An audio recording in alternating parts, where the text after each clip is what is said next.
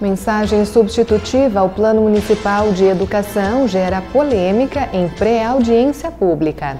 Alcindo Roque quer saber por que o texto original sofreu alterações e por que a questão de gênero, por exemplo, foi extraída. O procurador-geral do município rebateu que cabe ao Parlamento Municipal fazer qualquer modificação no plano. Essa é uma questão polêmica, né? Todos os planos sofreram com isso, o plano nacional, o plano estadual, e é uma discussão que deve ser feita na Câmara, né? Aqui é o debate que se dá. Vereador Sidney Ávila quer limitar o número de cargos em comissão no Poder Executivo. Esses 8 milhões gastos com o CC de setembro de 2013 a agosto de 2014 foi pagos indevidamente.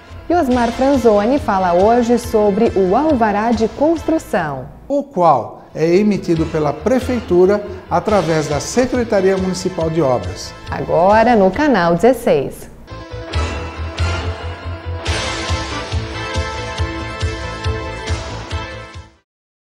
Boa noite. Uma mensagem substitutiva ao Plano Municipal de Educação segue gerando polêmica. Desta vez, o assunto pautou uma reunião entre parlamentares, representantes do Poder Executivo e da comunidade escolar. O substitutivo número 34, encaminhado pela administração municipal, não contempla questões primordiais no entendimento do assessor jurídico do Simpasso. Alcindo Roque quer saber por que o texto original sofreu alterações e por que a questão de gênero, por exemplo, foi extraída. O que o Simpasso faz é exatamente uma indagação. Quais são ou quais foram as justificativas para que o Executivo não encaminhasse a proposta construída coletivamente há quase um ano pela sociedade e também por que o Executivo tem temas que ele não quer que sejam discutidos no âmbito da educação municipal. Por exemplo, que temas são estes? Nós temos padrões de qualidade em relação às condições de trabalho chamados regimes jurídicos dos servidores, que é um padrão de discussão que o município suprimiu, o projeto foi suprimido. Temas sobre a questão da violência doméstica e a educação para a paz e contra a violência contra a mulher e minorias, inclusive a questão de gênero, ou seja, são temas que estão sendo discutidos pela sociedade, pelo mundo estão sendo discutidos e que devem fazer parte da formação, ou pelo menos das discussões na formação do Plano Municipal de Educação. Este acadêmico de medicina representou o grupo LGBT. Lucas disse que já foi procurado por instituições de ensino para auxiliar na discussão do tema em sala de aula. A gente já foi procurado, por 3 escolas, 2 municipais e uma estadual aqui da cidade, para tratar sobre o tema de homossexualidade, sobre o tema de transexualidade dentro das escolas, porque o nível de violência dos alunos para com essa população é muito grande, principalmente os alunos que são parte dessa população, Sendo que em uma escola acabamos citando um caso de suicídio de uma parte dessa população, de uma pessoa, por conta da violência que acaba sofrendo, não tem acolhimento da família, não tem acolhimento social, e a escola é parte integrante dessa população e tem a função de trabalhar esses temas para acolher esse indivíduo e não faça com que esse indivíduo seja mais estigmatizado, mais marginalizado pela sociedade. De outro lado, o procurador-geral do município rebateu que cabe ao Parlamento Municipal fazer qualquer modificação no plano. O plano ele tem 20 metas. Todas as metas foram respeitadas. O município acatou as 20 metas das plenárias, quer dizer, o plano não foi desconfigurado em nenhum momento. Essas metas foram criadas estratégias para o alcance da meta. Essa é a estrutura legal do plano. Nós entendemos que muitas das estratégias apresentadas para o plano não condiziam com a meta a ser alcançada, e por isso houve alteração. Essa questão de gênero que foi mencionada ali, o que o senhor pode dizer?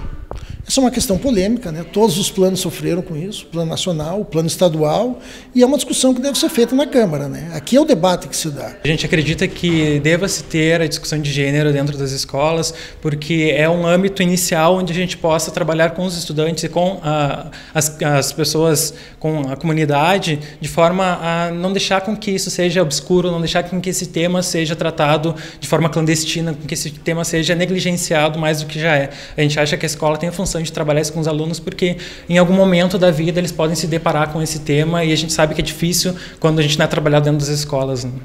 O Plano Municipal da Educação deveria ser concluído até o dia 24 de junho, mas ele chegou na Câmara de Vereadores na véspera desta data, sendo motivo de muitas críticas.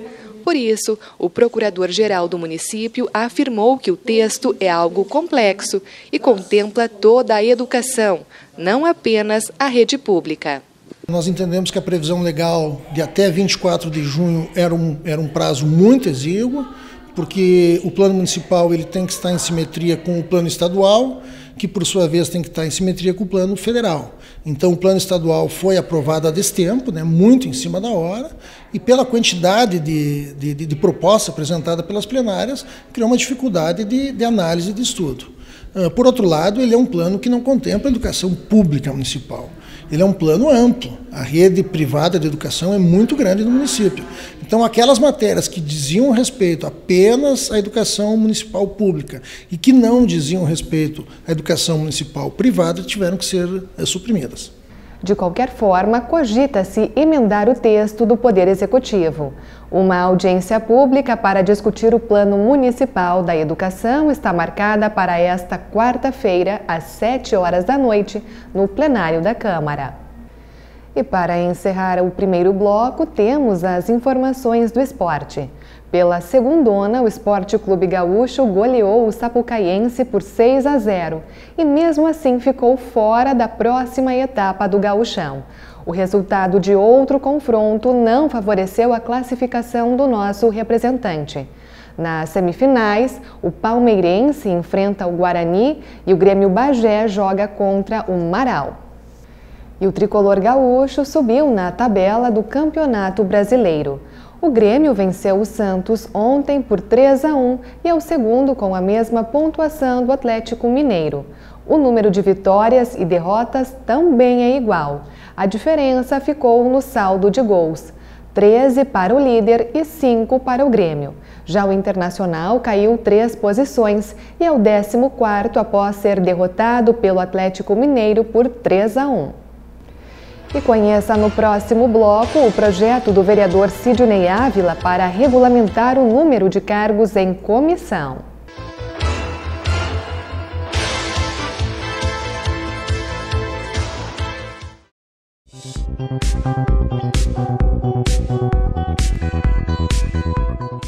Os aquecedores elétricos, por terem um consumo maior de energia elétrica, devem ser utilizados com muito cuidado. O interessante é que não deve deixá-los os aquecedores próximo a conjuntos estofados, cortinas, qualquer tipo de material combustível. Também a questão das crianças, afastá-las dos aquecedores elétricos. Um dado importante também, é comum as pessoas procurarem aquecerem o banheiro com a utilização desses equipamentos.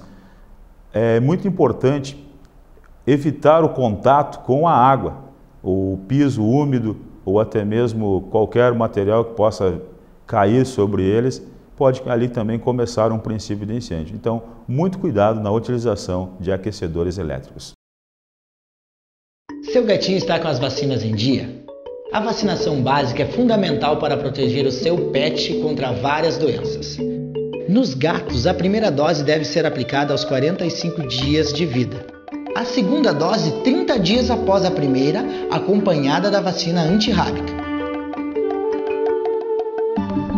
O Compata recomenda o reforço anual das vacinas no seu pet. Fazendo isso, você garante saúde e segurança para você e seu bichinho.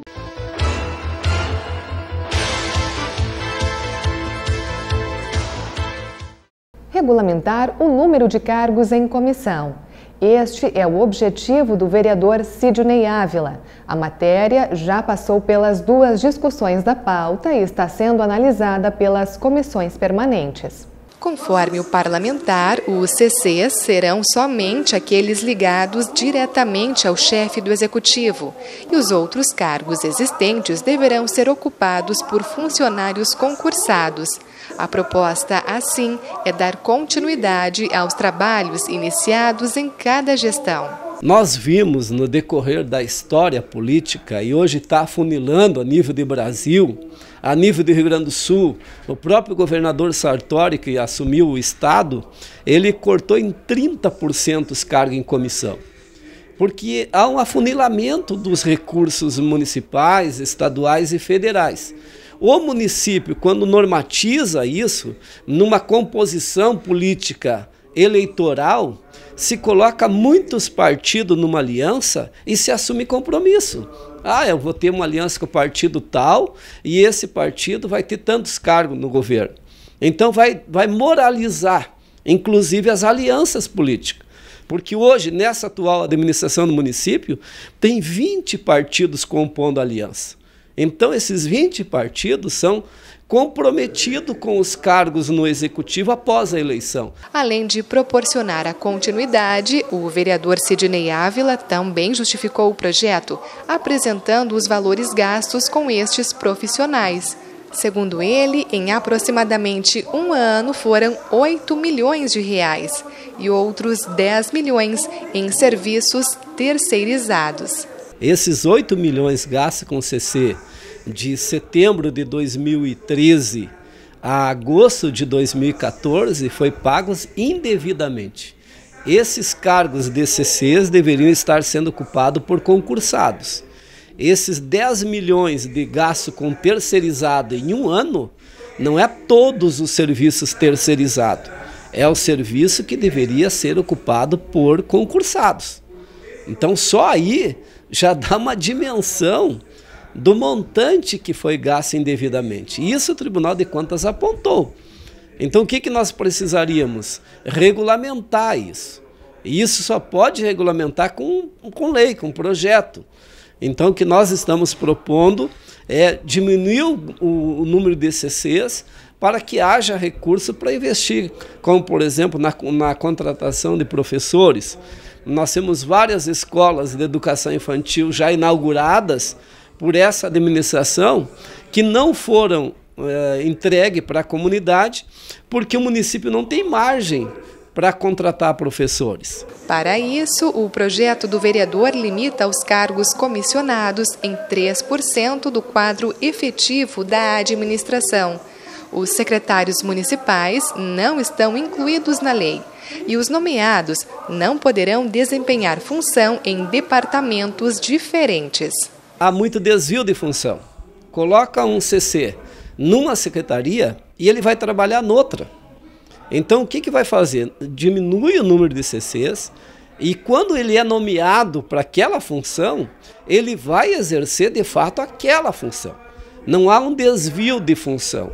E é o que a gente vê não só nessa, mas em todas as administrações do Executivo, sempre há esse problema de desvio de função e o excessivo número de CCs prejudicando outras áreas do serviço público. Atualmente trabalham na Prefeitura 2.858 funcionários concursados e 173 CCs. O não cumprimento, após aprovação e publicação, implicará em improbidade administrativa. O gestor público que está no mandato, ele vai ser responsabilizado, inclusive com a perda de mandato. Então nós temos que moralizar com penalizações.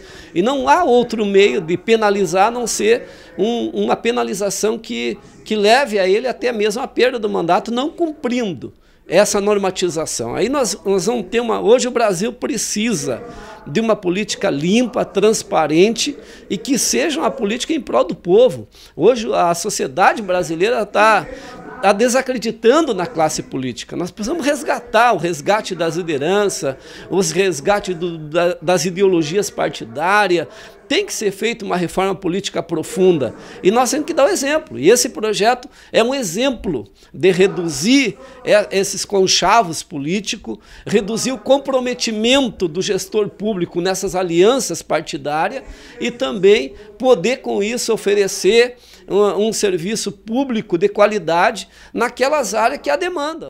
E para encerrar o Jornal da Câmara desta segunda-feira, vamos conhecer a dica do nosso comentarista de educação. Boa noite, Osmar. Boa noite, Paula. Salve, minha gente.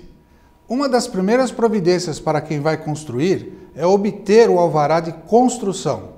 Alvará é uma autorização formal que um determinado órgão público, dentro de suas competências legais, emite para que o cidadão realize uma determinada e pretendida atividade. Existem diversos tipos de alvará, dentre eles o alvará de construção, o qual é emitido pela Prefeitura através da Secretaria Municipal de Obras. Pessoalmente, no endereço que está aparecendo no seu vídeo, ou pelo telefone e e-mail que também estão aparecendo no vídeo, ou ainda pelo site da Prefeitura, você pode obter a documentação necessária e demais informações para requerer o alvará de construção. Ou ainda peça orientação ao seu engenheiro ou arquiteto do procedimento a ser adotado para obter o alvará de construção. Os engenheiros e arquitetos são profissionais que dão um suporte precioso para quem vai construir e nossa cidade é muito bem provida de excelentes profissionais na área. É importante ressaltar que o alvará de construção tem prazo de validade que pode ser renovado de acordo com o andamento da obra quando se fizer necessário. Por isso, mantenha sempre atualizado o seu alvará de construção. Terminada a obra, é hora de solicitar a carta de habite-se ou simplesmente o habite-se. Mas esse assunto fica para o comentário da semana que vem. Essa é uma questão de educação cidadã e empreendedora. Obrigada, Osmar, e obrigada a você que acompanhou a primeira edição do Jornal da Câmara desta semana. Nós temos um novo encontro amanhã. Uma ótima noite e até lá!